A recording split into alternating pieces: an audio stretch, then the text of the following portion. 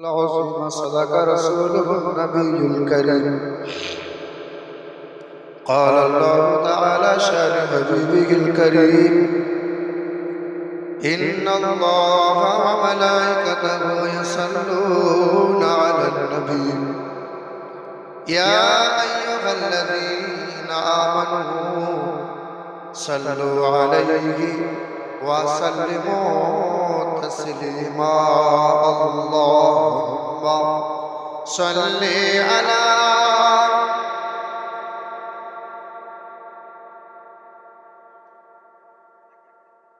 وعلى آل سيدنا।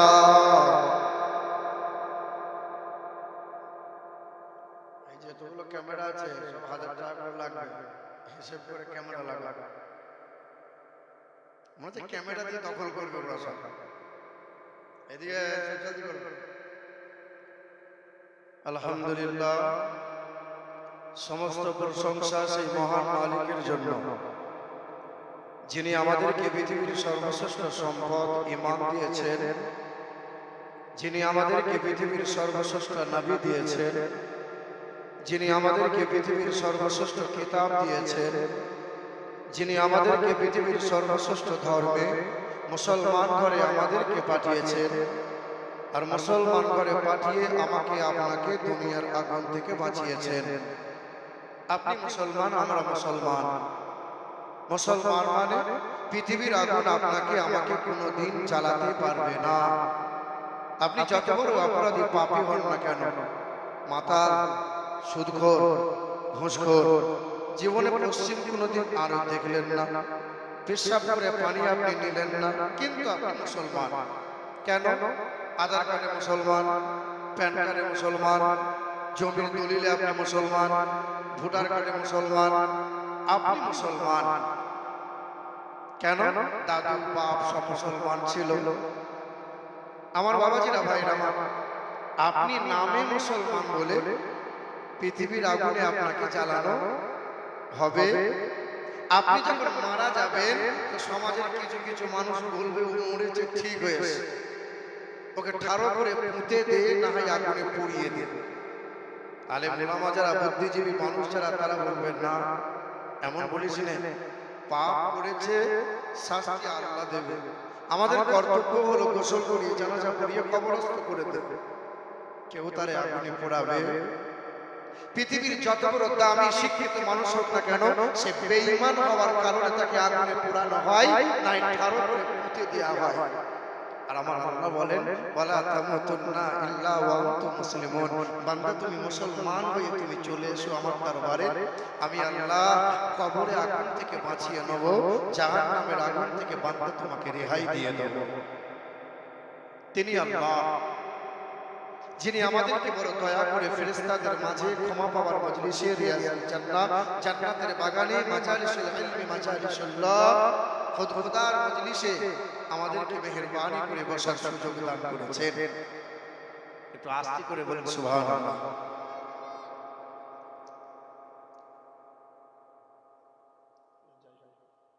একজন 200 টাকা দিয়েছে। আমার বাবাজিরা, ভাইরা আমার সোনার টুকরো বন্ধুরা, আমার সুধী মানুষেরা, আল্লাহ পাকের প্রশংসা, আল্লাহ পাকের প্রশংসার পরে শতকোটি দরুদ আর সালাম মক্কার মতি, মদিনার জ্যোতি, দুই কুলের সাথী, উম্মতের কান্ডারি, আমার আপনার নবী, হায়াতুন নবী, দু জাহানের বাদশা, হাবিবে কিবরিয়া, জনাবে মুহাম্মদ রাসূলুল্লাহ সাল্লাল্লাহু তাআলা আলাইহি ওয়াসাল্লাম। উপস্থিত জ্ঞানী গুণী সম্মানীয় উলামায়ে কিরামগণ, সম্মুখে বসে থাকা মুরব্বী বাবাজিরা, ভাইরা এবং মা ও বোনেরা, সকলকে শ্রেণীগতভাবে সম্ভ্রম, শ্রদ্ধা, শুভেচ্ছা, আল্লাহ পাকের দয়া, মায়া, অনুগ্রহ আর শান্তি দ্বারা আমাদের সকলের উপর বর্ষণ হোক। যারা বলি আল্লাহুম্মা আমিন। এই দেশের মাটিতে বাস করি আমরা। ভারতের মাটিতে বাস করতে গেলে ভারতের একটা আইন আছে, আইন কিন্তু মানা লাগে। এই দেশের আইন যদি আমি আপনি অমান্য করে জেলে বন্দী হওয়া লাগে। এখন তো ভারতের পরিস্থিতি খুব গরম হাওয়া বইছে। কথা বলেন না কেন? আমার শিক্ষিত মুসলমান, আমার সুধী মানুষের, আমার বাবাজিরা, ভাইরা আমার মা ও বোনেরা, এই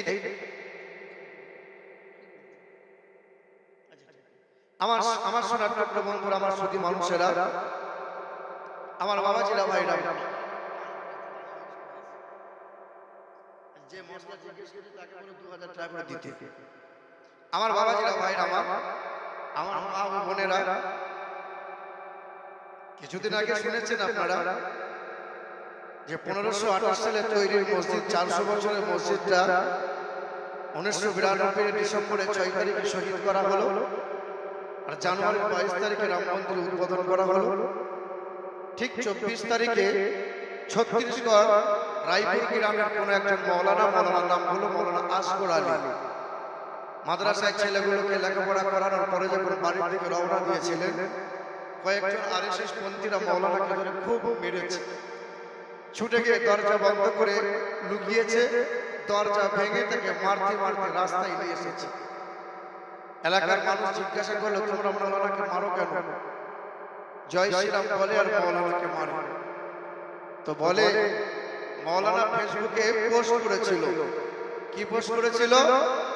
যে মুসলমান ঘাবড়ে যেও না, বাবরি মসজিদ শহীদ করা হয়েছে। শহীদ যারা হয় তারা কখনো মরে না। একদিন রাম মন্দির ওই জায়গাতে, যে জায়গাতে বাবরি মসজিদ ছিল, একদিন বাবরি মসজিদ ওই জায়গায় দাঁড়িয়ে থাকবে ইনশাআল্লাহ। শুধু এই কথা বলার কারণে তাকে মারতে মারতে থানার সামনে নিয়ে গেল।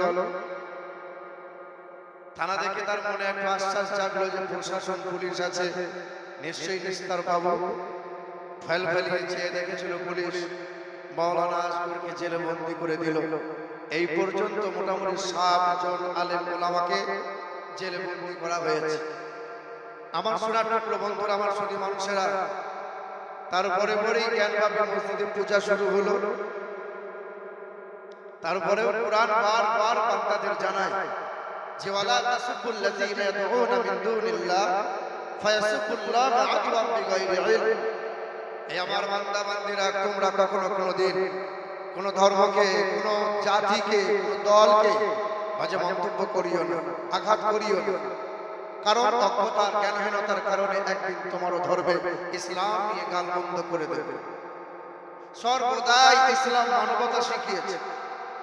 আমার আপনার দয়ার নবী, প্রাণ প্রিয় রাহমাতাল লিল আলামিন জনাবে মুহাম্মদুর রাসূলুল্লাহ সাল্লাল্লাহু তাআলা আলাইহি ওয়াসাল্লাম, যে নবী শাহাদাত আঙ্গুলে আকাশের চাঁদকে দুটুকরো করেছেন, যে নবী হাতের ছোঁয়া দিয়ে কুষ্ঠব্যাধির রোগকে শিফা দান করেছেন, আল্লাহ পাকের হুকুমে যে আমার রাসূল অন্ধ ব্যক্তির চোখে হাত বুলিয়েছেন তো অন্ধ ব্যক্তির জ্যোতি লাভ পেয়েছে, যে আমার রাসূলুল্লাহ সাল্লাল্লাহু তাআলা আলাইহি ওয়াসাল্লাম এই পবিত্র হাত মোবারকে আমার মুসলিমের পায়খানা পরিষ্কার করেছেন। আল্লাহ রাসূল সাল্লাল্লাহু তাআলা আলাইহি ওয়াসাল্লাম ওয়াজ করছিলেন, সাহাবায়ে কিরামরা বসেছিলেন। দয়ার রাসূল আমার দাঁড়িয়ে গেলেন, সাহাবারা দাঁড়িয়ে বললেন, ইয়া রাসূলুল্লাহ আপনি দাঁড়ালেন কেন? আমার রাসূল বললেন, রাস্তা দিয়ে একটি লাশ যায়, তোমরা কি দেখতে পাও না? বলে, হ্যাঁ ইয়া রাসূলুল্লাহ, ওই লাশটা মুসলিম, লাশটা ঈমানদার মুসলমান নয়। আল্লাহ রাসূল বলেছিলেন, সে তো একজন মানুষ, সে মুসলিম হলেও সে তো একজন মানুষ। তাই নবী আমার দাঁড়িয়ে দাঁড়িয়ে সেলুট জানিয়ে সম্মান জানিয়েছিলেন। আমার সোনার টুকরো বন্ধুরা, আমার সুধী মানুষেরা, আমাদের ধর্ম সভা মানে মানবতার সভা, আমাদের ধর্ম সভা মানে প্রেম প্রীতির সভা, আমাদের ধর্ম সভা মানে ভ্রাতৃত্ব বজায় রাখার সভা। আমরা সর্বদাই এই দেশের মাটিতে শান্তি চেয়েছি। হতে পারে ভারতবর্ষ হিন্দুস্তানের মাটি, মুসলমানের রক্ত দিয়ে এই দেশ হয়েছে খাঁটি। ইংরেজদের তাড়িয়ে আনিল যারা ভারতের স্বাধীনতা, মুছে গেল ইতিহাস হতে আজ তাদেরই কথা। ক্ষুদিরাম বাদল অভিনয় দীনেশ প্রফুল্ল চাকি, এরাই এনেছে স্বাধীনতা, আর কেউ আনেনি নাকি? তবে চারিদিকে দুশ্মন, ভেঙো না মন, সাহস জমিয়ে রাখো বুকে, ঈমান চিন্তা করে জিহাদের হুঙ্কারে পরাজিত করো আজ শত্রুকে।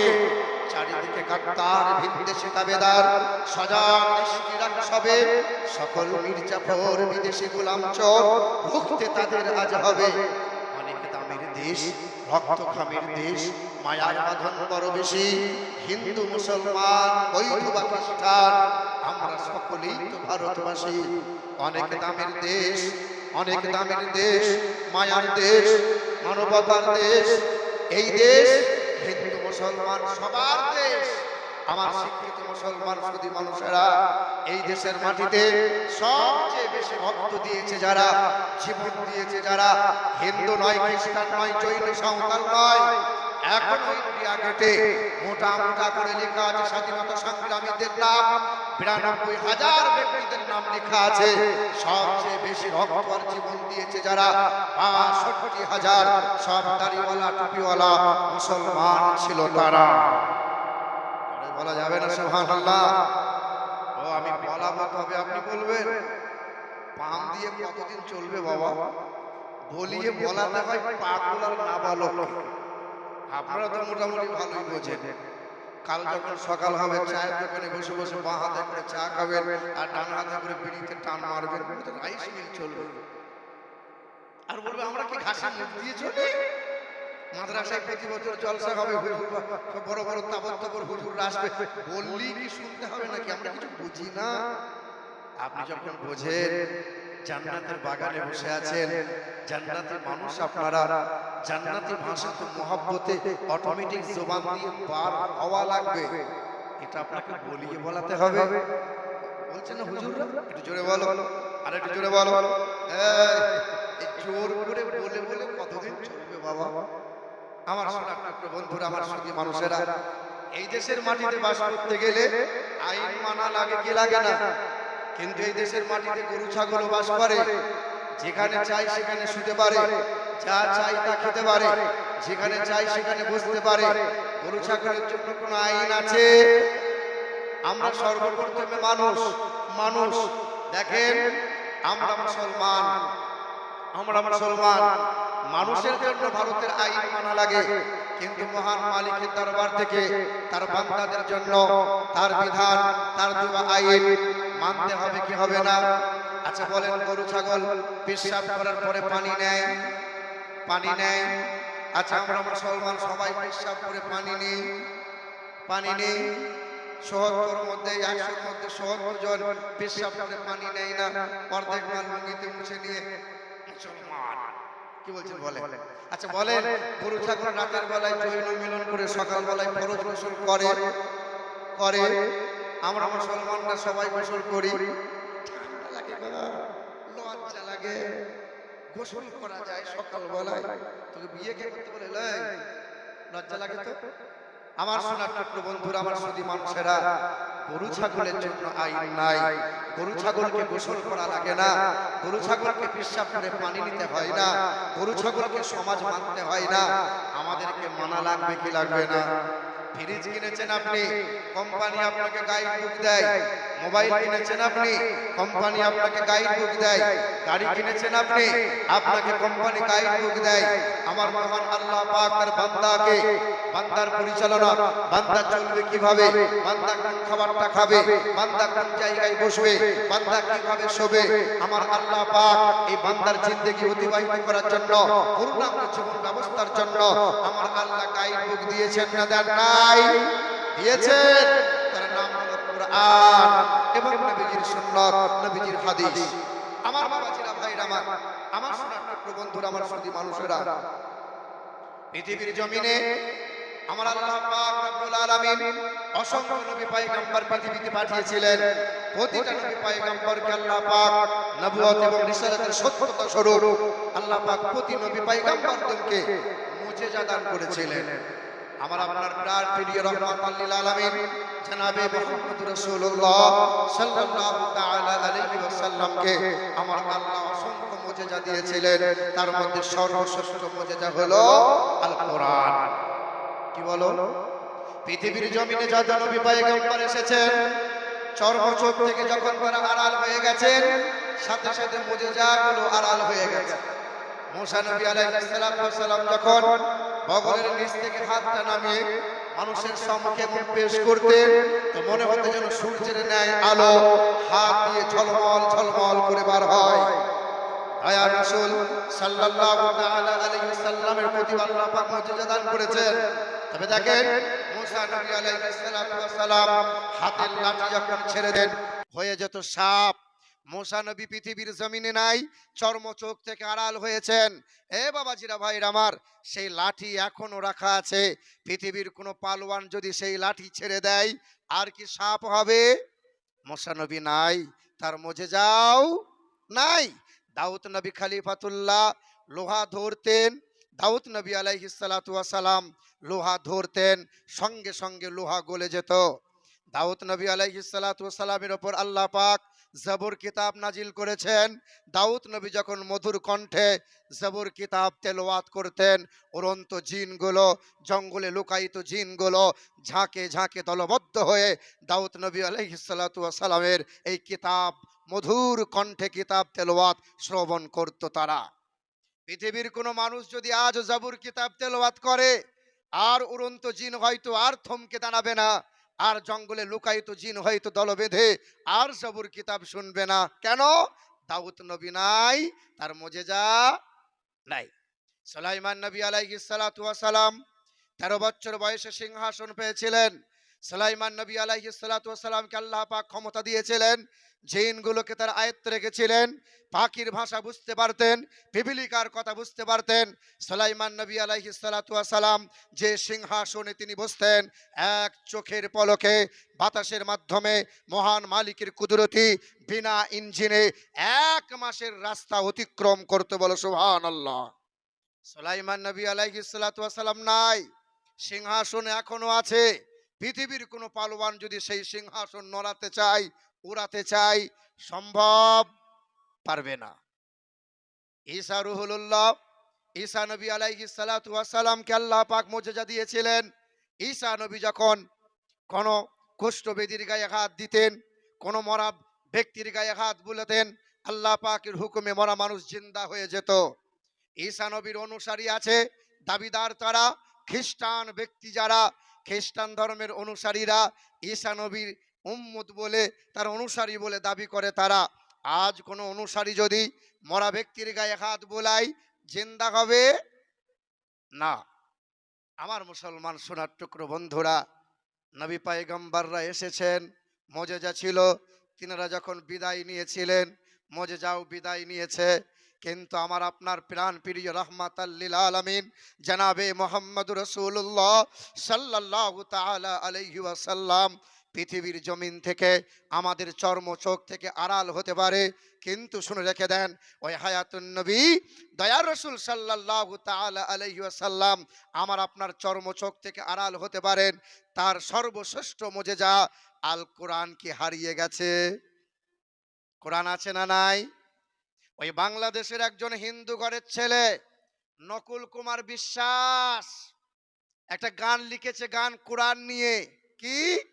যদি আগুন লেগে, যদি আগুন লেগে ধ্বংস হয় পৃথিবীর সব বইয়ের দোকান, তবু বিশ্ব থেকে হারাবে না পবিত্র কোরআন। বলো কেমন করে করবে ধ্বংস তোমার আগুনের তেজ? বলো কেমন করে করবে ধ্বংস আগুনের তেজ? আরে বিশ্বে ভরা লক্ষ লক্ষ আছে কোরআনের হাফেজ। তোমরা মাদ্রাসাগুলো ভেঙে দাও, মাজারগুলো গুঁড়িয়ে দাও, মসজিদগুলো ভেঙে মন্দির বানিয়ে দাও, কোরআন জ্বালিয়ে দাও, কোরআন ভাসিয়ে দাও। একটা যদি হাফেজে কোরআন পৃথিবীতে জিন্দা থাকে, আবার কোরআন ছাপাবে তারা, পৃথিবীর যতদিন স্থায়ী দাঁড়িয়ে থাকবে ততদিন কোরআন নবীজির সর্বশ্রেষ্ঠ মুজিজা এই পৃথিবীর জমিনে বিদ্যমান থাকবে, বলো সুবহানাল্লাহ। বাবাজিরা ভাইরা আমার, কোরআনের পর্শে থাকলে আল্লাহ পাক দাম বাড়িয়ে দেন। দেখেন আপনি, কাঠের চেয়ার, কাঠের টেবিল আপনার বাড়িতে আছে, পা লাগলে কেউ দুঃখ করে না, কিন্তু ছোট্ট একটা কাঠের টুকরা যাকে রেহেল বলা হয়, রেহেল, আচ্ছা রেহেলে পা লাগলে মুসলমানের কষ্ট হয় কি হয় না? কেন হয়? কোরআনের ছোঁয়া পেয়েছে বলে। এই রেহেলের দাম বাড়িয়ে দিয়েছেন কে? জোরে বলো কে? এত যদি আসতে আল্লাহ বলো, তাহলে মুসলমান মার খাবে না তো কে মার খাবে বাবা? পার্টির মিছিল হলে তখন তো বলতে হয় না? এটা জোরে বল। আরো জোরে বল, বলতে হয়। জোরে বলো তিনি কে? আর একটু মহাব্বতে বলো তিনি কে? আল্লাহ। হিন্দু ধর্মের মানুষেরা, ওদের বিশ্বাস হলো সরস্বতী হলো বিদ্যার মালিক, আর লক্ষ্মী হলো রুজির মালিক। আমাদের মুসলমানরা অনেক সময় চালকে বলে লক্ষ্মী, বলে কি বলে না? ওদের ধারণা হলো লোহা লক্করের মালিক হলো বিশ্বকর্মা। দেখবেন হিন্দু ধর্মের যারা পণ্ডিত হয়, যারা বামুন হয়, তারা ধর্ম নিয়ে লাফালাফি করে না। কারণ তারা ধর্মের ব্যাপারে তাদের জ্ঞান আছে, ধর্মগ্রন্থ পড়ে তারা, ধর্মগ্রন্থ পড়ে তারা। ওই চুনোপুটিগুলো লাফায় যারা ধর্মের ব্যাপারে কোনো জ্ঞান রাখে না। বেদে লেখা আছে যে ও নমো ব্রহ্মাণ্ড প্রভাসিত নমো। তবে আমার মুফতি সাহেব বলছিলেন যে বেদ পড়লে বামুন মনে হয়, ঠাকুর মনে হয়। আল্লাহর কসম বলছি, সারা রাত যদি বেদ পড়া হয় একটাও নেকি পাওয়া যাবে না। আমি চাই না যে বেদ পুরাণ এসব বলে কোনো লাভ হবে না। বিশ্বাস করেন, লোকে আমাকে চতুর্বেদী বলে। কেউ কেউ জিজ্ঞাসা করে হচ্ছে চতুর্বেদী কি, আমি নিজেই জানি না। হ্যাঁ, এ বাবাজিরা, ভাইয়ের আমার, আমার সোনার টুকরো বন্ধুরা, আমার সুধী মানুষেরা, এইদিকে লক্ষ্য করেন। হিন্দুদের বেদে লেখা আছে যে ও নমো ব্রহ্মাণ্ড প্রভাসিত নমো কল্যাণ শান্তি যুগে যুগে নমোহা সর্বদা তো কল্যাণ বসুমতি গৌরী ঋষি মৃত্যু যারা মৃত্যু আগমনি নমোহা ন দ্বিতীয়ম ন তৃতীয়ম চতুর্থ ন পচ্যুতে ঈশ্বর সর্বস্ব জাগতং ব্রহ্ম সর্বদং খালিদং ধর্মবাগং। তিনি হবেন এক, অদ্বিতীয় লা শারীকা লা। তিনি দুইটা তিনটা চারটা হবেন না। রুজির মালিক যিনি হবেন, তিনি হবেন আনন্দের মালিক, তিনি হবেন শান্তির মালিক, তিনি হবেন হায়াত মউতের মালিক। বিদ্যার মালিক যিনি, জান্নাত ও জাহান্নামের মালিক তিনি, সর্ব জায়গার সর্বক্ষণের মালিক যিনি, তিনি হলেন আল্লাহ। তিনি কে বলো? আল্লাহ। এই দেখেন, বাড়িতে জামা কাপড় অনেক আছে, কারো পা লাগলে কেউ দুঃখ প্রকাশ করে না, কেউ এরকম সালামও করে না। কিন্তু যে কোরআনে কাপড় জড়িয়ে রাখা হয়, যাকে জুজদান বলা হয়, পা লাগলে মানুষ দুঃখ করে কি করে না? পা লেগে গেল, আচ্ছা কেন করে? সামান্য কয়েক টাকা দাম কই কাপড়ের টুকরা, শুধু কোরআনের ছোঁয়া পেয়েছে বলে আমার আল্লাহ পাক ওই কাপড়ের টুকরার দাম বাড়িয়ে দিয়েছেন। কোরআন কার জন্য? কোরআন কাদের জন্য? বিমা নুজিলা আলা মুহাম্মাদ। আমার আল্লাহ পাক বলেন আমার মহা আমানতটা আমার হাবিবের প্রতি নাজিল করেছি।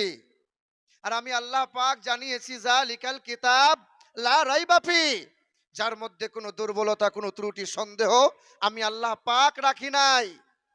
এই কোরআনের পর্শে থেকে কত শত বৈজ্ঞানিক, কত শত ব্রাহ্মণেরা, কত শত পণ্ডিতেরা কালেমা পড়ে ঈমান নিয়ে এসেছে। তারা এক একজনের জামানার ওলি হয়ে গেছে। ইতিহাস খুলে দেখেন, ফ্রান্সের বিখ্যাত মমির স্পেশালিস্ট সার্জন, যার নাম হলো ডক্টর মরিস বুকাইলি,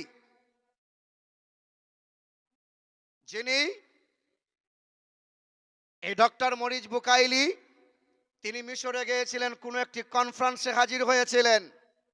ইসলামিক কনফারেন্সে হাজির হওয়ার পরে আলেম ওলামারা বক্তব্য রাখছিলেন যে কোরআনে কোনো ভুল নাই, কোরআনে কোনো ত্রুটি নাই। এই মরিস বুকাইলি শুনছিল। যিনি মমির স্পেশালিস্ট একজন সার্জন, এই ব্যক্তি শোনে আর মুচকি মুচকি হাসে। এই ব্যক্তি বলে বাইবেল পড়েছি আমি, জেন্দাবাস্তা পড়েছি আমি, রামায়ণ মহাভারত পড়েছি আমি, প্রতিটা ধর্মগ্রন্থে কিছু না কিছু ভুল পেয়েছি, আর মুসলমানরা বলে কোরআনে কোনো ভুল নাই। 1980 সালে ডক্টর মরিস বুকাইলি কি করলেন? কোরআনকে ভুল বার করতে যায় আরবি পড়া শিখলেন। 5 বছর দিয়ে কোরআন নিয়ে রিসার্চ করলেন। 1985-তে এই মানুষটা ক্যামেরার সামনে সাংবাদিকদের সম্মুখে দাঁড়িয়ে তিনি বলেছিলেন বাইবেল, জেন্দাবাস্তা, ত্রিবেদক, রামায়ণ, মহাভারত, যজুর্বেদ, ঋগ্বেদ, সামবেদ, ভগবত পুরাণ, কল্কি পুরাণ, তাম ধর্মগ্রন্থ রিসার্চ করে করে দেখলাম রঞ্জিত পেয়েছি, বাড়াবাড়ি পেয়েছে, ভুল ত্রুটি পেয়েছে। পৃথিবীর জমিনে এমনই একটি কিতাব, যে কিতাবের মধ্যে বিন্দু মাত্র আমি কোনো ত্রুটি পাই নাই। আমি সূরা ফাতিহা থেকে সূরা নাস পর্যন্ত 5 বছর আমি রিসার্চ করলাম, এই কোরআনে বিন্দু মাত্র কোনো ভুল পাই নাই। সঙ্গে সঙ্গে ওই ফ্রান্সের মমির বিখ্যাত সার্জেন ডক্টর মরিস বুখাইলি কালমা লা ইলাহা ইল্লাল্লাহু মুহাম্মাদুর রাসূলুল্লাহ কালেমা পড়ে ঈমান নিয়ে এলো, নিজের নামটা পাল্টে দিয়ে নাম রেখে দিল সুলাইমান। জোরে হবে না সুবহানাল্লাহ? জানা আছে কোরআন শরীফে 114টা সূরা আছে। কতগুলো? আল্লাহ পাক একটি সূরার নাম দিয়েছেন সূরা পিঁপড়ে।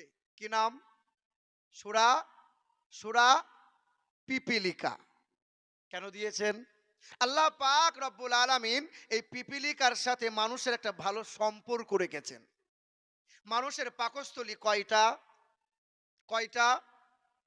কিন্তু পিপিলিকার পাকস্থলী হলো 2টা। আমরা যেমন হাট বাজার করি, পিপিলিকারাও করে। আমরা যেমন বাজার মার্কেট করি, আমরা যেমন ঘর বানাই, পিপিলিকারাও করে। আমাদের যেমন রাজার শাসন আছে, বাদশা আছে, মন্ত্রী আছে, তো পিপিলিকার রাজা নাই, তবে রানী আছে। 3টে প্রাণী, একটা হলো মৌমাছি, একটা হলো উইপোকা, একটা হলো পিপিলিকা। রানীরাই পরিচালনা করে। আল্লাহ পাক রব্বুল আলামিন কোরআনেতে জানান, قالت يا أيها النمل ادخلوا مساكنكم لا يحطمنكم سليمان وجنوده وهم لا يشعرون। কোরআন শরীফের পারা নম্বর 19, সূরার নাম সূরার নামাল, আয়াত নম্বর 18, পৃষ্ঠা নম্বর 17, লাইন নম্বর 6। আমার আল্লাহ পাক জগতের মানুষকে জানিয়ে দেয়, ওই সুলাইমান নবী আলাইহিস সালাতু ওয়াস সালাম সৈন্য সিপাহী নিয়ে যখন অভিযানে বার হয়ে গেলেন, এক ঝাঁক পিপিলিকা রাস্তায় তারা চলতেছিল। রানী তখন পিপিলিকা উচ্চ স্বরে বলল, এ পিপিলিকার দল, নিজ নিজ ঘরে লুকিয়ে যাও। সুলাইমান নবীর পায়ের আওয়াজ শুনতে পাই, আমাদেরকে পদদলিত করে দেবে, আমরা মারা যাব। বলেন তো এ মুসলমানের ছেলেরা, আল্লাহ পাক রব্বুল আলামিন কোরআন পাকে হা যেমন এমন একটা আয়াত দান করে দিলেন। জার্মানের বিখ্যাত বৈজ্ঞানিক, ওই বৈজ্ঞানিকের নাম হলো ডক্টর উইলসন। ওই মানুষটা কি বলেছিল? ওই মানুষটা বলল, মুসলমানরা বলে নাকি কোরআনে কোনো ভুল নাই, পেয়েছি তো কোরআনে ভুল। রিসার্চ করে জানতে পারি পিপিলিকার পাকস্থলী 2টা, কিন্তু পিপিলিকার তো কোনো কান নাই। পিপিলিকার কান নাই, তো শুনলো কি করে?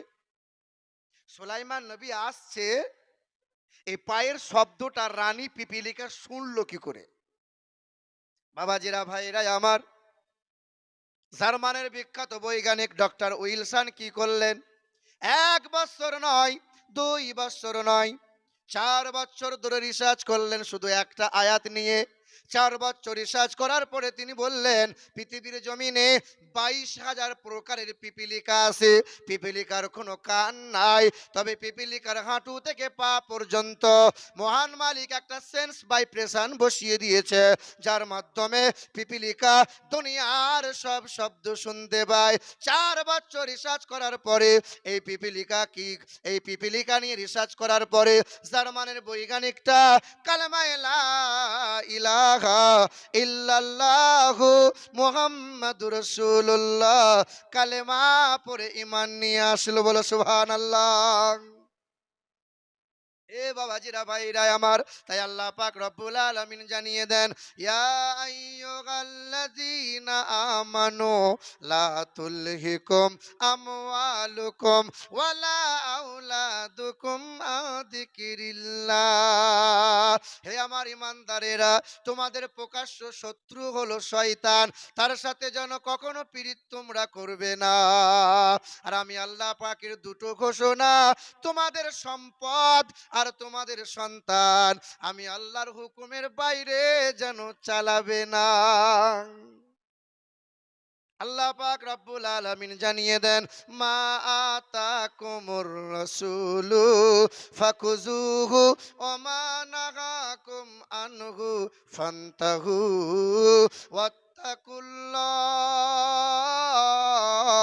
ইন্নাল্লাহা শাদীদুল ইকাব। কোরআনেতে পারা নম্বর 28, সূরার নাম সূরা হাসর, আয়াত নম্বর 7, পৃষ্ঠা নম্বর 5, লাইন নম্বর 8। আমার আল্লাহ পাক জগতের মানুষকে জানিয়ে দেয়, হে দুনিয়ার মানবেরা, তোমরা যদি আদর্শবান ডাক্তার হতে চাও, আদর্শবান মাস্টার হতে চাও, পৃথিবীর জমিনে কল্যাণ ও কামিয়াবি যদি লাভ করতে চাও, আমার নবী তোমাদেরকে যা যা দেয় তা তোমরা গ্রহণ করে নাও। নবী তোমাদেরকে যা ছাড়তে বলে তা তোমরা ছেড়ে দাও। যখন তোমরা নবীর তাবেদারি করে নেবে, আমি আল্লাহ পাকের ঘোষণা, ইরজিই ইলা রাব্বিকি রাদিয়াতাম মারদিয়া ফাদখুলি ফি ইবাদি ওয়াদখুলি জান্নাতি।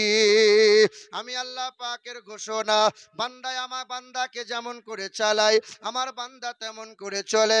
বান্দা চলাফেরা 24 ঘন্টা জিন্দেগিতে বান্দায় আমার রিজা চায়।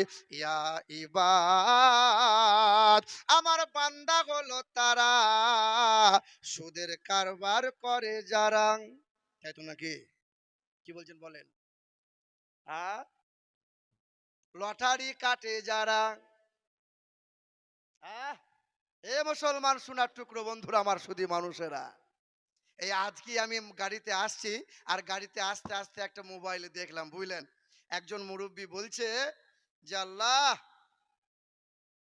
একবার লটারি কাটবো আল্লাহ। একবার শোনেন, শোনেন, একবার শোনেন মুসলমান। জানি লটারি টিকিট কাটতে নাই, তবু আমরা খুব পেরেশানির মধ্যে আছি মাওলা। তোমার তো রহমতের শেষ নাই, তুমি রহমতের সাগর গো মাওলা। জোরে নামাজ পড়তে কাটা করবো আল্লাহ।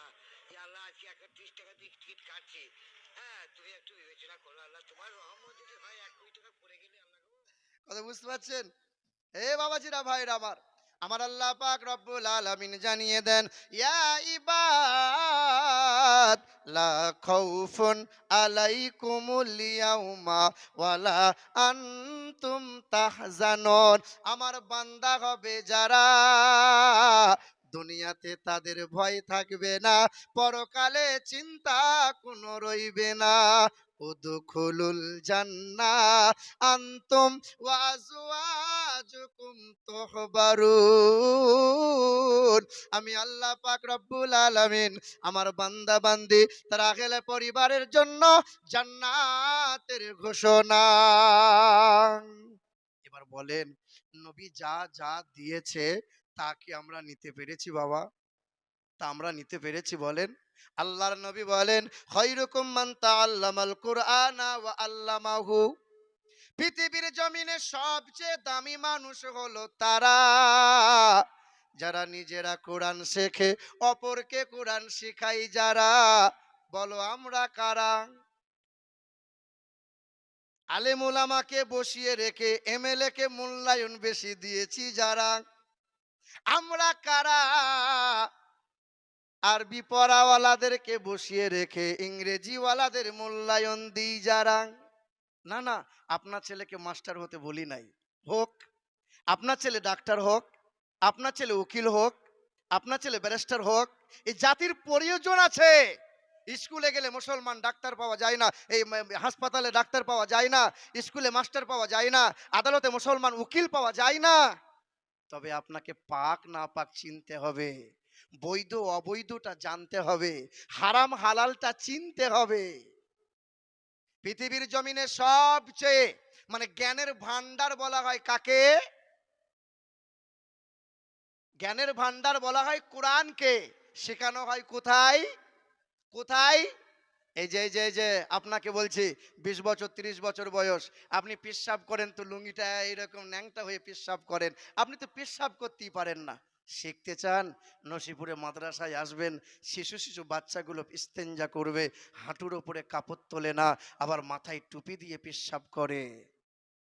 তোমার ছেলে তো বিএড করেছে, ডিএড করেছে, বিটেক করেছে, তোমার ছেলে এখনো গরু ছাগলের মতো খাবার খায়, সুন্নতি তরিকায় খাবার খেতে জানে না। ও বলছে দেখো দেখো এরে গরু তৈরি হচ্ছে দেখো। হ্যাঁ, আমি যখন হাফেজ হয়েছিলাম আমার প্রতিবেশী এক চাচা সর্ষের তেল দিয়ে মোচমোড়া মাছের বলছে হাফেজ হলি রে, কি করে চালাবি, মসজিদ মাদ্রাসায় থাকবি রে, কি করে খাবি তোরা, হ্যাঁ 5,000 টাকা মাইনে কি করে চলবে? বলে কি বলে না বলেন, কি করে চলবে? আচ্ছা এখন আমাদের আলেম ওলামারা যে খাবার খায়, রাজা বাদশারা পায়, হ্যাঁ এখন খাবার খাই তো মনে মনে ভাবি আল্লাহ কি করে খাবো, খাওয়ানোর মালিক কে? আল্লাহ। তবে আমাদের আমি তো নগণ্য, আমার চাইতে আমাদের চাইতে তালবিলেমদের দাম বেশি। সমাজে দেখবেন কিছু কিছু মানুষ আছে মানে তালবিলিমকে সহ্য করতে পারে না, সবচেয়ে বদমাইশ ছেলেগুলো মাদ্রাসায় পড়ে। হ্যাঁ হ্যাঁ, মাদ্রাসা তো কারখানা, এখানে মানুষ তৈরি হয় মানুষ। দেখবেন কিছু সমাজে মানুষ আছে আলেম ওলামা দেখলে পরে শুধু খোঁচা মারার স্বভাব, আছে না নাই বলেন? আপনার গ্রামের কোনো একজন ব্যক্তি 60 বছর বয়স, চাকরি থেকে সবে রিটায়ার হয়েছে, চাকরি থেকে রিটায়ার হওয়ার পরে টুকটুক করে মাদ্রাসায় এসে বলছে আসসালামু আলাইকুম।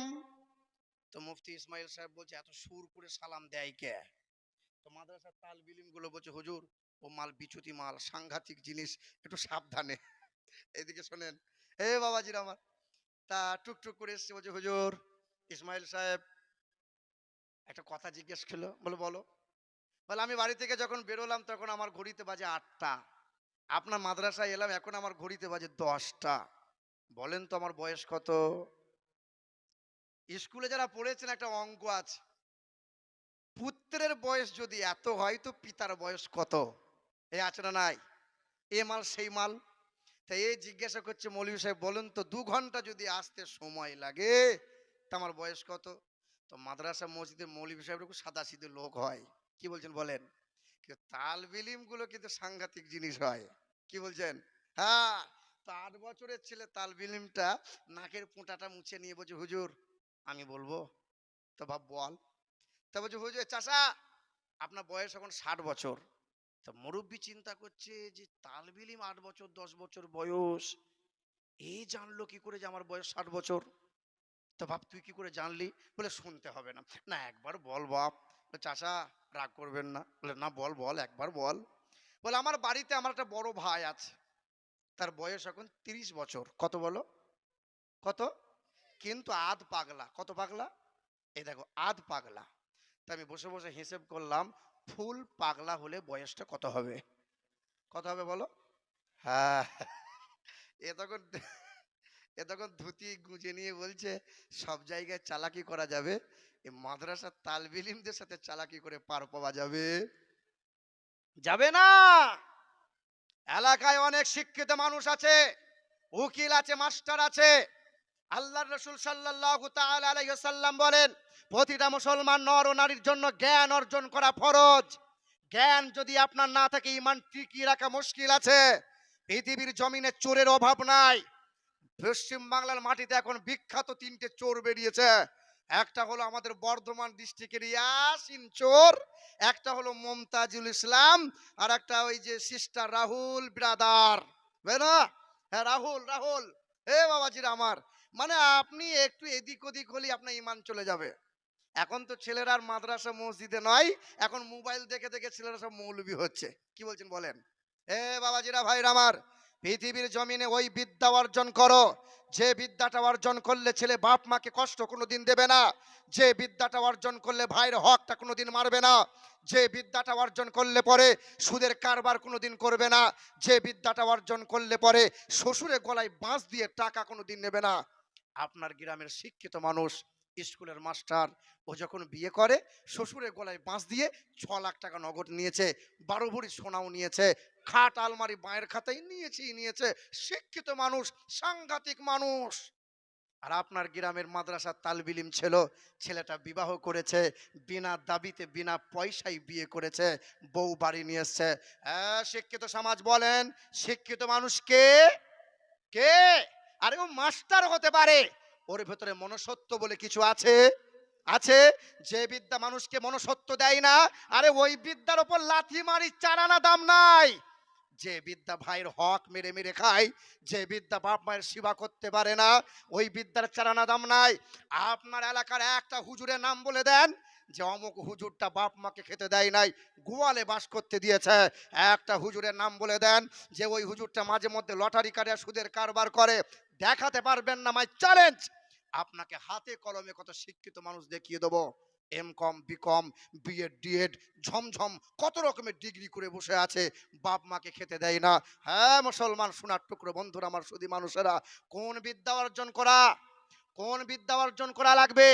যে বিদ্যাটা অর্জন করলে পরে ইমান আমল ঠিক রাখা যাবে, বাপ মায়ের সেবা করবে, সুদের কারবার করবে না, হারামের পথে হাঁটবে না, ওই বিদ্যা হলো কোরআন ও হাদিসের বিদ্যা।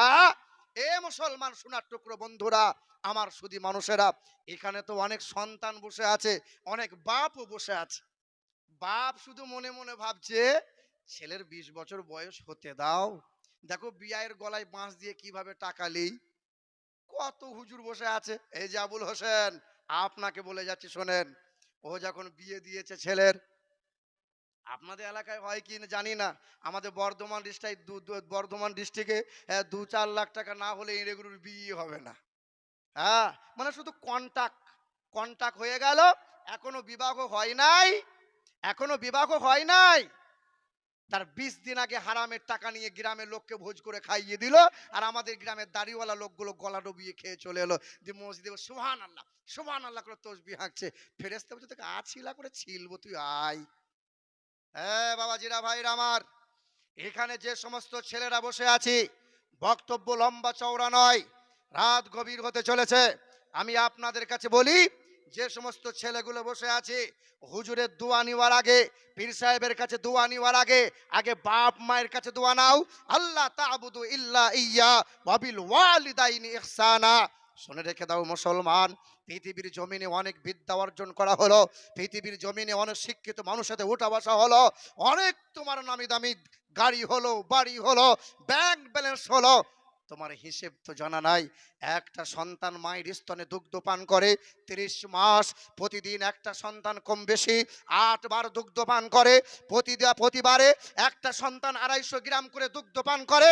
250 গ্রাম দুগ্ধ পান করা মানে প্রতিদিন একটা সন্তান 2 কেজি করে দুগ্ধ পান করে। 30 মাস দুগ্ধ পান করে মানে 1800 কেজি। এই ছেলেটা, এই ছেলেটা, এই ছেলেগুলো আমরা মায়ের স্তনে দুগ্ধ পান করেছি। জমি জায়গার হিসেব ভালো রাখা আছে, কিন্তু বাপ মায়ের হিসেব কিন্তু ভুলে গেছে। কিছুদিন আগে মালদা গেলাম, পুকুরিয়া থানা, যে বাড়িতে বসতে দেওয়া হয়েছে 2 তলা বাড়ি, মুরব্বী বাপের সাথে আসসালামু আলাইকুম। তো মুরব্বী বাপ ছুটে এসে গলা জড়িয়ে ধরে বলল, কাঁদছে। আমি কাঁদো কেন? বলে 2টো ছেলে কষ্ট করে মানুষ করলাম, 2 ছেলে বোম্বাই ভারতনগরে 2টো সোনার দোকান করেছে, আজ আমার সিঁড়ির তলায় জায়গা হয়েছে, আর ওপরে 2 তলায় 1 তলায় আমার জায়গা নাই। কত ছেলে বসে আছি আমরা, আমরা কি বলি? হুজুর একটু দোয়া করবেন, হুজুর একটু দোয়া করবেন। বাপ মায়ের দোয়া নিয়েছো কোনোদিন বাবা? বাপ মায়ের দোয়া নেওয়া হয়েছে কোনোদিন?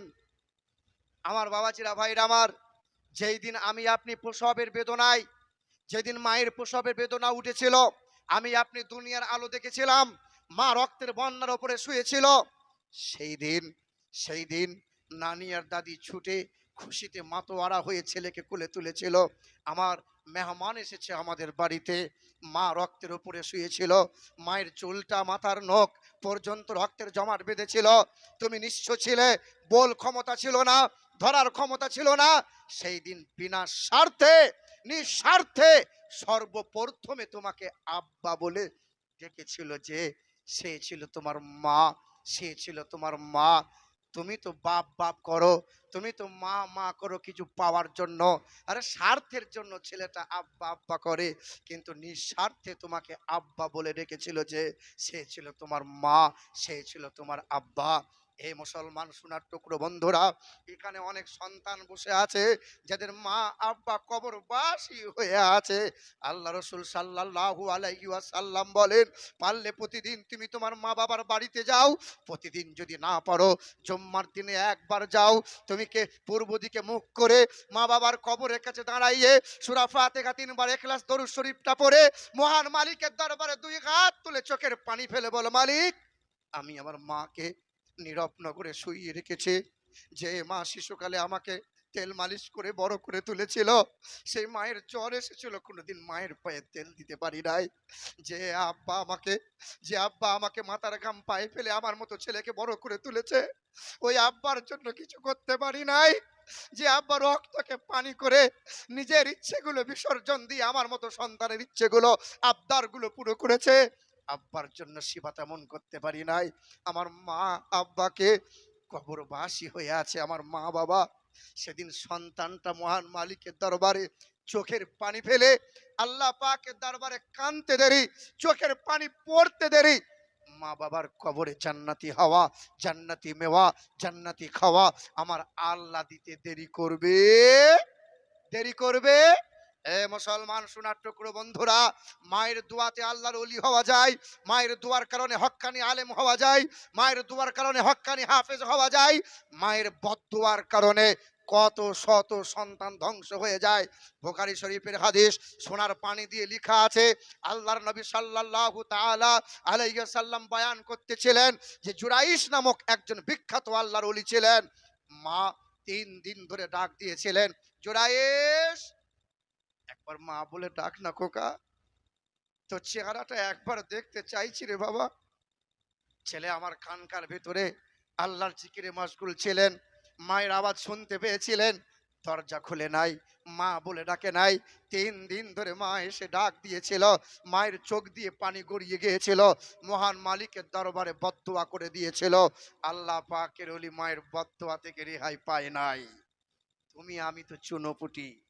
এ মুসলমান সোনার টুকরো বন্ধুরা, আমি যখন ছোট ছিলাম, আমি তো খুব বড় লোকের ছেলে নয়। বারবার মনে পড়ে, ঈদের 3 দিন আগে আমি আমার মায়ের আঁচলটা ধরে বলেছিলাম, মা, ও মা, আব্বুকে বলো না আমার জন্য এক জোড়া জুতা আর একটা পাঞ্জাবি জামা কাপড় কিনে নিয়ে আসবে, ঈদের দিনে পরবো। সেদিন মা বলেছিল, তুমি তোমার বাবুকে বলো। আমি বলেছিলাম, আব্বাকে বলার মতো সাহস আমার নাই। সেদিন মা আব্বার হাতটা ধরে বাড়ির পিছনে নিয়ে গেছে, কেউ যেন জানতে আর বুঝতে না পারে। সেদিন বাবার হাতটা ধরে বলেছিল, তোমার ছেলেটা না আবদার করে বসেছে, তোমার ছেলের জন্য এক জোড়া জুতা আর একটা জামা কাপড় কিনে দাও না গো, একটু ব্যবস্থা করে দাও না। সেদিন জানলা দিয়ে উঁকি মেরে তাকিয়ে দেখি বাবার চোখ দিয়ে যেন ছলছল করছিল পানিতে। আমার মা দুটো হাত ধরেছিল, আমার আব্বা মাথা নত করে সেখান থেকে যখন চলে এলো, পরের দিন সকালবেলায় ধনির বাড়িতে 200 টাকা ধার করে নিয়ে এসে জুতার জামা কাপড় কিনে নিয়ে এসছে। খুশিতে আত্মহারা হয়ে পাড়ার ছেলেগুলোকে দেখিয়েছিলাম, দেখ আমার আব্বা কিনে নিয়ে এসছে। ঈদের দিনে গোসলটা করে নতুন জামা কাপড় পরে যখন বাবার হাতটা ধরে আব্বার হাতটা ধরে যখন ঈদের ময়দানের দিকে যাই, বাপের পায়ের জুতোটা অর্ধেকটা ছেঁড়া ছিল, আব্বার পায়ের গায়ের জামাটা কিছুটা ছেঁড়া অবস্থায় পরা ছিল। আমি আব্বার হাতটা ধরে টান দিয়ে বলেছিলাম, আব্বা, তুমি ছেঁড়া জুতো পরলে, তুমি ছেঁড়া জামা পরলে, আর আমার জন্য নতুন জুতা নতুন জামা পরালে। সেদিন আমার আব্বা আমাকে গোপন করে বলেছিল, খোকা, নতুন জুতার জামা কাপড় আলমারিতে ভরা আছে, কদিন পরে পরবো। ঈদের নামাজটা পড়ে ছুটে এসেছি, আর মায়ের আঁচলটা ধরে বলেছিলাম, মা, 3 দিন আগে যে কাপড়টা পরে আছো সেটা এখনো পরে আছো মা? মা কেঁদেছে আর বলেছে, খোকা, এই ব্যক্তিটার নাম হলো আব্বা, এটা তোমার আব্বা। পৃথিবীর জমিনে বাপ যারা হয়, নিজের ইচ্ছাগুলো বিসর্জন দিয়ে ছেলের ইচ্ছাগুলো পূরণ করে তারা। আরে মা হলো তারা না পড়ে পড়াই যারা, না খেয়ে খাওয়াই যারা। হে মুসলমান সোনার টুকরো বন্ধুরা, এখানে অনেক সন্তান বসে আছে যাদের মা বাপ কবরবাসী হয়ে আছে। কার কার বাপ মা কবরবাসী হয়েছে একটু হাতটা তুলে দেখাবেন, আমি খাস করে দোয়া করব। আপনার আপনার যাদের হাত তোলেন না, তোলেন। আল্লাহ, তোমার তোমার এই বান্দাগুলো হাত, আবার হাত নামিয়ে দিলেন কেন? হাতটা তুলে থাকেন। আল্লাহ, তোমার এই বান্দাগুলো তোমার দরবারে হাত তুলেছে গো মালিক, তাদের বাপ মা কবরে শুয়ে আছে মালিক, তার বাপ মায়ের কবরগুলো জান্নাতের বাগান বানিয়ে দাও। জোরে বলেন আল্লাহুম্মা আমিন। বিবির জন্য অনেক কিছু বিসর্জন দিলেন, বিবির জন্য, ছেলে মেয়ের জন্য অনেক টাকা পয়সা ধন সম্পদ জমানো হলো। আব্বা মা কবরবাসী হয়েছে। আমার আগে শাহেরুল ইসলাম সাহেব অনেক মানুষের কাছে কালেকশন চাইছিলেন, কত মানুষ কালেকশন দিল। তোমারও আব্বা কবরে শুয়ে আছে, তোমারও মা কবরে শুয়ে আছে, সবার কবরে জান্নাতি বাতাস দান করেছে যারা, জান্নাতি বাতাস প্রবাহিত হয়েছে, পেয়েছে তারা। তোমার মা তোমার আব্বাটা চেয়ে চেয়ে আছে আর অপেক্ষা করে আছে, আমার ছেলেটাও দেবে, দেখবি না আমার ছেলেটাও দান করবে, আমার ছেলেটা দান করার কারণে আমার কবরটাও দেখবি জান্নাতি বাতাস আর জান্নাতি খাবার আমার কবরের মধ্যে পৌঁছে যাবে। আমি একটা আল্লাহর বান্দার কাছে চাইছিলাম, একটা মায়ের নেক্সট সন্তানের কাছে চাইছিলাম, মা হারা বাপ হারা একটা সন্তানকে হাতটা তুলে বলতে পারবে, হুজুর অনেক টাকা অনেক দিক দিয়ে চলে গেল, অনেক টাকা অনেক দিক দিয়ে দিয়ে দিলাম, নামাজ ঠিক মতো পড়া হয় নাই, রোজা ঠিক মতো রাখতে পারি নাই, ইসলামের জন্য তেমন কিছু কাজ করতে পারি নাই। যখন মা বাবার কথা চলে এসেছে, মায়ের জন্য আমি দেবো একজন 5,000 টাকা। একটা মায়ের লাল, একটা বাপের বেটা কি বলতে পারবে? একজন হাতটা তুলে, আজকে নাই তো কি হয়েছে, কালকে সকালে দিয়ে দেবেন। একজন নেককার সন্তান একটা মানুষকে বলতে পারবে? একজন। কাবা এক, আল্লাহ এক, কোরআন এক, একজন আল্লাহর বান্দার কাছে চাইছিলাম, একটা মানুষ কি পারবে যে আমি আমার মা বাবার জন্য, মা বাবার মাগফিরাতের জন্য, মা বাবার কল্যাণ ও কামিয়াবির জন্য আমি দেবো একজন 5,000 টাকা। একটা সন্তান কি পারবে? একজন কি পারবে? একটা মানুষের কাছে চাইছিলাম, একটা সন্তানকে হাতটা তুলে বলতে পারবে যে হুজুর আমি দেবো ইনশাল্লাহ। আমি জানি আপনি আগে অনেক টাকা দিয়েছেন, আমি জানি অনেক টাকা আপনি দান করে দিয়ে গেছেন, কিন্তু আমি মুসাফির হালতে আছি, আমি নগণ্য, আমি একজন হাফিজে কোরআন, আমি খাস করে হাতটা তুলে তোমার মায়ের জন্য আর বাবার জন্য একটু কেঁদে দোয়া করে বলবো, মালিক তুমি তার মায়ের কবরটা জান্নাতের বাগান বানিয়ে দাও, ডান হাতে আমল নামা দিয়ে জান্নাতের উচ্চ মাকাম তুমি দান করে দাও। একটা সন্তান কি পারবে না? একজন সন্তান কি পারবে না? হে মুসলমান সোনার টুকরো বন্ধুরা, একটা মানুষের কাছে চাইছিলাম, একটা মানুষ আগিয়ে এসে বলেন, হাতটা তুলে বলেন যে হুজুর আমি আছি। একটা মা কি পারবি না? একটা মা কোনো নাই? সেই মায়ের বাবার কথা ভুলে গেলি, যে মা নিজের নিজের হাতের বালাটা খুলে দিয়েছিল, কানের দুলটা খুলে দিয়ে বলেছিল যা মা তুই সুখে সংসার কর। মা নিজের ইচ্ছাগুলো ত্যাগ করেছিল, নিজের আব্বার কথা মনে পড়ে না? বলো, মনে পড়ে না? যে আব্বা জমি জায়গাগুলো বিক্রি করে তোমার মতো মেয়ের সুখের জন্য সব কিছু বিলিয়ে দিয়েছিল। একজন মা কি পারবে? একটা বোন কি পারবে? একটা ভাই কি পারবে যে তার বাপ মায়ের জন্য মাত্র 5,000 টাকা দেবে? একটা সন্তান কি পারবে? খাস করে দোয়া করবে ইনশাল্লাহ। একজন কি হবে ইনশাল্লাহ? একটা মানুষ কি পারবে?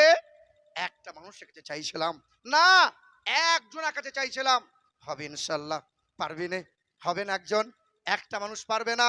হে মুসলমান সোনার টুকরো বন্ধুরা, তুমি তোমার মাকে ভুলে গেছো, তুমি তোমার মাকে ভুলে গেছো, যে তোমার যখন, এইদিকে বলো কি নাম, জিয়ারুল ইসলাম, নারে তাকবীর, নারে রিসালাত। জিয়ারুল ইসলাম 5,000 টাকার দাতা।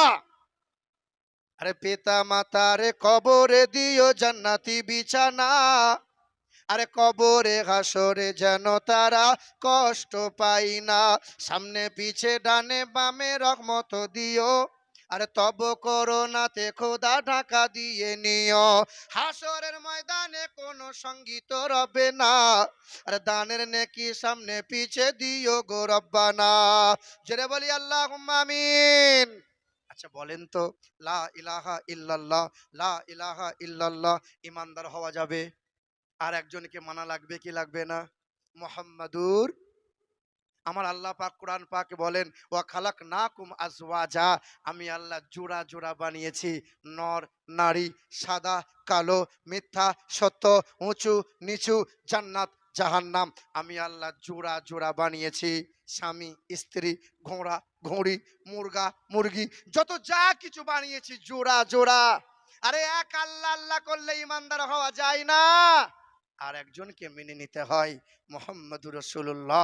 তাই জোড়া হবার মতো আর একটা নেক সন্তান কি বলবে যেমন জিয়ারুল ইসলাম ছুটে এসে বলেছিল, আমি আমার মা বাবার জন্য দেবো 5,000 টাকা, আর একটা সন্তান কি জোড়া হওয়ার মতো পারবে? বলতে পারবে যে আমি দেবো ইনশাল্লাহ বাপ মায়ের জন্য 5,000 টাকা? পারবে ইনশাল্লাহ? হবে? আর একটা নেক সন্তান? কেউ পারবে না। তুমি তোমার বাপ মাকে ভুলে গেছো বলো? ভুলে গেছো? তোমার সেদিন অসুখ হয়েছিল, তুমি জ্বরে কাঁপতেছিলে, থরথর করে কাঁপছিলে, তোমার মা কোলে তুলে, তোমার মা জঙ্গিপুরে ডাক্তার দেখাতে যাবে, তাই তোমার মা বাসে উঠেছিল, বাসের সিটে বসে আছে, আর পুরুষ মানুষরা সবাই চেয়ে দেখে আছে, তোমার মতো শিশু বাচ্চাটা সেই দিন কান্না করেছিল। মা নিজের ইজ্জতে দেখে নাই, মা নিজের সম্মান দেখে নাই, শাড়ির আঁচলটা করে বাসের মধ্যে সিটে এক সাইডে হয়ে তোমার মতো ছেলেকে দুধ পান করিয়েছে।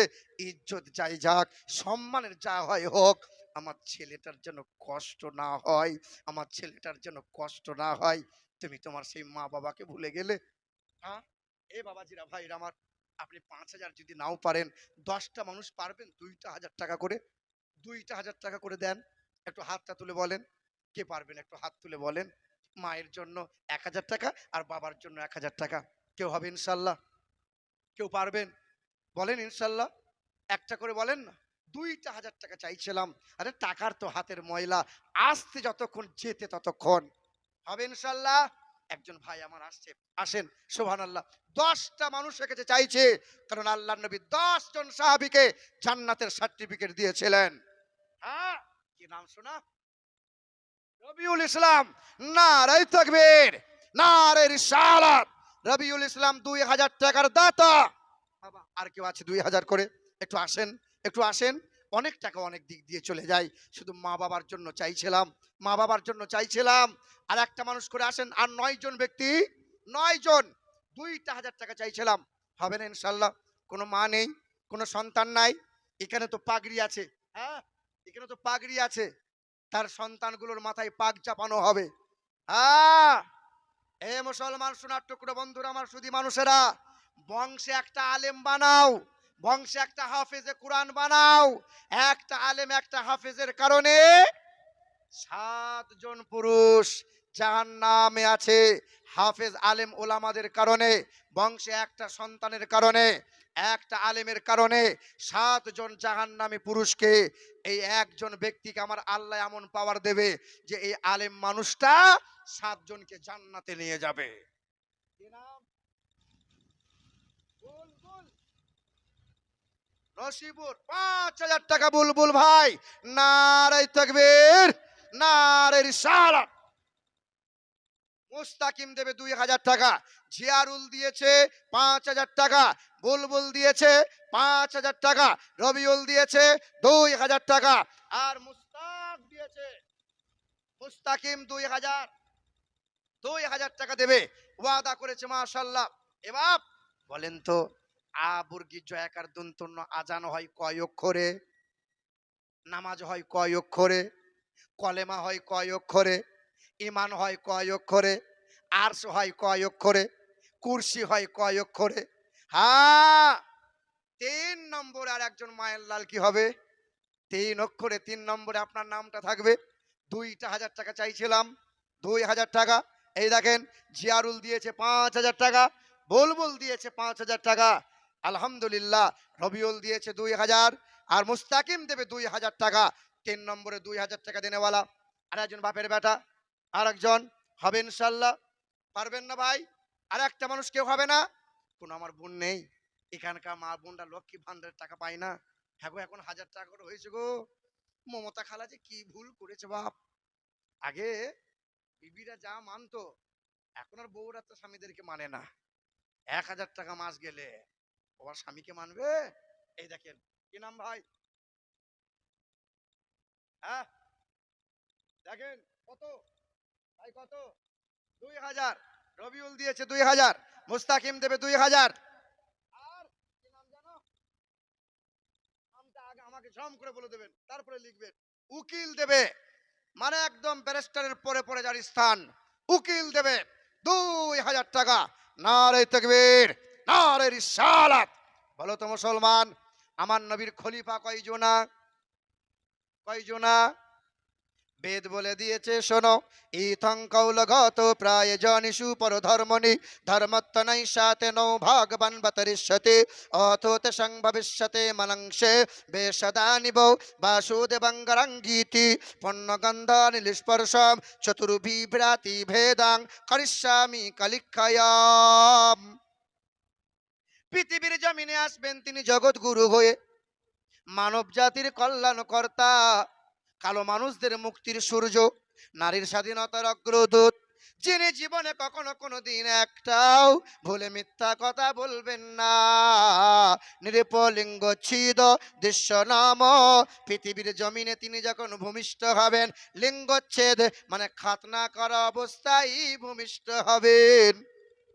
চতুর্বিভ্রাতি ভেদাং করিষ্যামি কলিক্ষয়াম, তার চারজন হবে সহচর। না না, বলবো বলবো।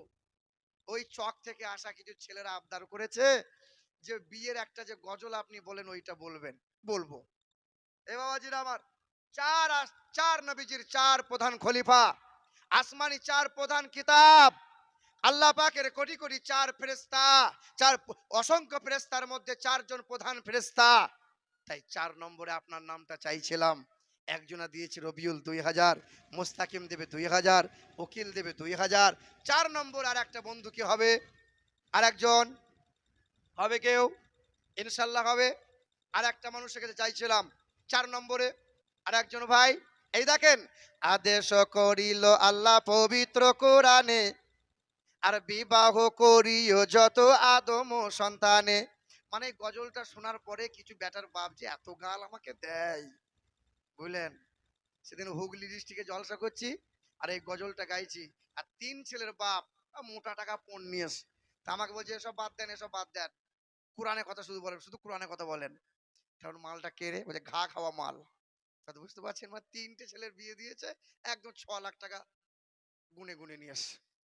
এ দেখো, আদেশ করিল আল্লাহ পবিত্র কোরআনে, আর বিবাহ করিও যত আদম সন্তানে। আরে কোরআনে আদেশ আল্লাহ যদি না করিত, আরে মানুষের বংশ সব ধ্বংস হয়ে যেত। কিন্তু হাই বর্তমানে হইতেছে এমন, আরে বেটির বিয়েতে বেটার বাপ নিচ্ছে কত পণ। কেউ বা নিচ্ছে সোনা দানা, কেউ বা টাকা করি, আরে কেউ বা নিচ্ছে জমি জায়গা, কেউ বা নিচ্ছে বাড়ি। আবারও কত বাপজি বলে দেখি নিব না কোপন, আর বেটা বেটি সাজিয়ে দিকে বিয়ায় আপন। টাকার বেলায় সাধু সাজে, জমির বেলায় চোর, আর বর্তমানে কিছু বেটার বাপ এমনি হারাম খোর। চোর লোকে চুরি করে অন্ধকার হলে, আরে চোর লোকে চুরি করে অন্ধকার হলে, আরে বেটার বাপ চুরি করে দিনেরই আলোতে। হাইরে বেটার বাপ তুমি এমনি লোভী হলে, আরে টাকার বদলে বেটা বিক্রিও করিলে। আরে লাল গোলাপ বাজারে শুনি বিক্রি হয় পাঁঠা, আরে লাল গোলাপ বাজারে শুনি বিক্রি হয় পাঁঠা। আরে পাঁঠার মতো বিক্রি করো তোমরা নিজের বেটা। তোমার জন্য কত নারী বিষ পান করে, আরে কত নারী গলায় দড়ি দিয়ে ঝুলে মরে। এর জন্য কে বা দায়ী জানো বেটার বাপ, আরে বেটির বাপের কাছে নিচ্ছ তুমি শত শত অভিশাপ। বেটা দাবি করে টাকা নিয়েছো বেটা, তোমার মধ্যে নির্লজ্জ বেহায়া পৃথিবীতে আর দুটো নাই। তুমি মনে মনে ভেবে নিয়েছো। আমার গ্রামের একজন হাজি সাহেব সস্তায় জুব্বা কিনে নিয়ে এসছে, আর কালো একটা দড়ি কিনে নিয়ে এসে, দেখেন দড়ি দি কালো দড়িটার জুব্বাটা পরে মসজিদে বসে, ঠিক মুসল্লিরা ঢোকে আর ওই সময় তসবিহ করে সুবহানাল্লাহ সুবহানাল্লাহ। তখন হাজি সাহেব এরকম করছো কেন? টাটকা হাজি আমি, টাটকা হাজি। হ্যাঁ গো, তুমি যে সেই ছোট বড় ছেলে আর ছোট ছেলের বিয়ে দিয়ে টাকাতে নিলে, টাকাটা বিআইকে ফেরত দিয়েছো? বলছে হজ করে এসছি, আবার টাকা কিসের ফেরত দেবো? হজ করা মানেই তো সব মাপ। বেটা 14 বার হজ করো তবু তোমার মাপ নাই। তুমি হাজি হয়ে মরবে বটে, কিন্তু হাজি হয়ে কবর থেকে উঠবে, উঠবে। এখানে যারা ব্যাটার বাপ বসে আছেন, আজকে মনে মনে ওই ইরাদা করে নেন যে মালিক, যে গুনাহ করলে পরে তুমি সহজে মাফ করো না, মানুষের সাথে জড়িত পাপ আল্লাহ মাফ করে না, আগামীতে সেই গুনাহ করব, ইনশাল্লাহ করব, ইনশাল্লাহ করব না। তবে 4 নম্বর আর একজন ব্যাটার বাপ কি পারবে যে 2,000 টাকা আমি দেবো? টিপু সুলতান ক হাজার? 2,000 টাকা। এই দেখেন, জিয়ারুল দেবে 5,000 টাকা, মোস্তাকিম দেবে 2,000 টাকা, রবিউল দেবে 2,000 টাকা, টিপু সুলতান দেবে 2,000 টাকা, বুলবুল দেবে 5,000 টাকা। আজান কয়বার হয় বাবা? নামাজ কয়বার হয়? মসজিদে কয় ওয়াক্ত নামাজ হয়? পাক পাঞ্জাতন কজনকে নিয়ে হয়? তো 5 নম্বর আর একটা মানুষ হবে না বাবা? 2,000 টাকা। টিপু সুলতান তো 4 নম্বরে নিজের নাম লিখে দিল, 5 নম্বর আর একটা মানুষ কেউ পারবে না? 5 নম্বরে হবে না? 5 নম্বরে হবে বাপ, 5 নম্বরে। এই দেখেন, জিয়ারুল ইসলাম রয়েছে 5,000 টাকা, বুলবুল রয়েছে 5,000 টাকা। আর কে দেবে?